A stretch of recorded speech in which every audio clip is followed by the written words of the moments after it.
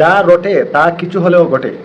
Argentina এবং Cape Verde দলের সাথে খেলা যখন হচ্ছিল গতকালকে 4 জুলাই ভোরে, এই তখন সভাপতি আছে না, ফিফা সভাপতি, সে বলল যে আমার টেনশন হচ্ছিল। তো ব্রাজিলের সমর্থক বলেন বা অন্যান্য সমর্থক বলেন, তারা তো বলতেছে যে ফিফার কমিটি দল এটা তো এমনিতেই ট্রল করতেছে।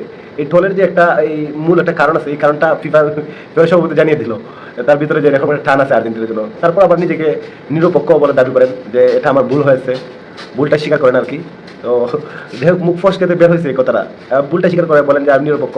কিন্তু টেনশন তো হচ্ছিল, এরকম একটা কথা উনি বলে ভাইরাল হয়ে গেছে বিষয়টা। আপনার মতামত কমেন্টে জানাবেন এই বিষয় নিয়ে। আমরা তো জানি ভারতের আইনে গরু জবাই নিষিদ্ধ। সেখানে তামিলনাড়ুতে থালাপতি বিজয় যে আছে, সে এই আইনের বিরুদ্ধে যে রায় হয়েছে যে গরু জবাই নিষিদ্ধ, সেটার বিরুদ্ধে দাঁড়িয়েছে, বলছে যে এটা আমি মানি না। তো যে থালাপতি বিজয় যে এই বিষয় নিয়ে বলতেছে যে আমি এটা মানি না, তার মন মানসিকতা দেখেন কতটা প্রকুর।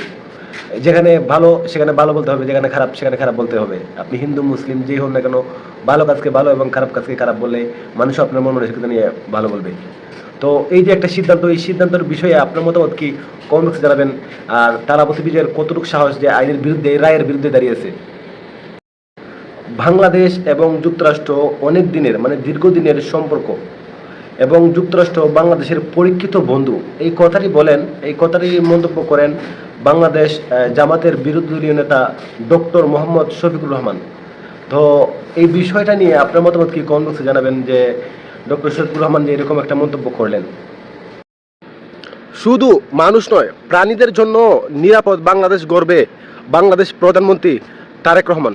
তো তারেক রহমান যে এই কথাটা বলল, মানুষের নিরাপদ শুধু নয়, প্রাণীদেরও নিরাপদ সে গড়বে বাংলাদেশকে। তো মানুষের কোথায় নিরাপদ আছে, প্রাণীদেরটা পরে ভাই। মানুষ যে এখানে গণহত্যা হচ্ছে, ধর্ষণ হচ্ছে, কত শিশু যে ধর্ষণ হচ্ছে, এগুলার কি মানে কি সমাধান আমাদেরকে বলুন। এই বিষয়ে আপনার মতো একটু কমেন্ট বক্সে জানাবেন। তারেক রহমানের বিষয়ে, সরকার প্রধানমন্ত্রীর বিষয়ে উনি যে এরকম একটা মন্তব্য বললেন, আসলে কি মানুষের আগে নিরাপদ আছে এটা জানান। বিশ্বকাপ বলেন, গান বাজনা বলেন, অনেক কিছুতে শেয়ার করেন। এবার আরও একটি বিশ্ব রেকর্ড হলো। চট্টগ্রামের ছোট্ট বাইজিৎ 123টি দেশের মধ্যে কোরআনের প্রতিযোগিতায় সে চ্যাম্পিয়ন হয়েছে। আলহামদুলিল্লাহ। এইগুলো শেয়ার করবেন না, শেয়ার করবেন কি খেলাধুলা, গান বাজনা। আফসোস আফসোস। তো ছোট্ট বাইজিৎ এই চ্যাম্পিয়ন হয়েছে 123টি দেশের মধ্যে। আলহামদুলিল্লাহ বলেন। আপনার এই বিষয় নিয়ে মতামত কমেন্ট বক্সে জানিয়ে দেবেন। ঘানার তান্ত্রিক, ওই তান্ত্রিক যে বলেছিল রাউন্ড অফ 32-এ মেসির আর্জেন্টিনা কেপ ভার্দে অভিষেক হওয়া যে দেশটি, সেই দেশটি হারিয়ে ফেলবে, শেষ পর্যন্ত হারাতে পারলই না।